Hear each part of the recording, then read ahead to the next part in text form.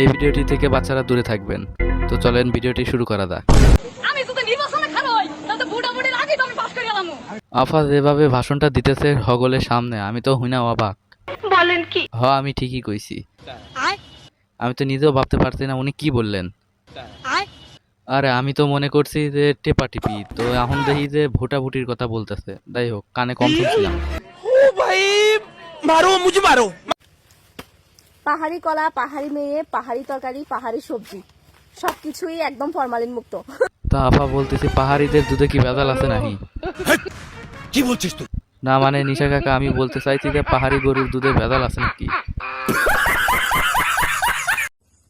Guys, প্রেম করলে পাহাড়ি মেয়ের সাথে করা উচিত। কি পারে না তারা, কি পারে না দেখো। যাই হোক, কি আর কমু গাইস, পাহাড়ি মেয়ে তো সবই পারে, ওরা পারে না শুধু গাছের থেকে মুতে দিতে।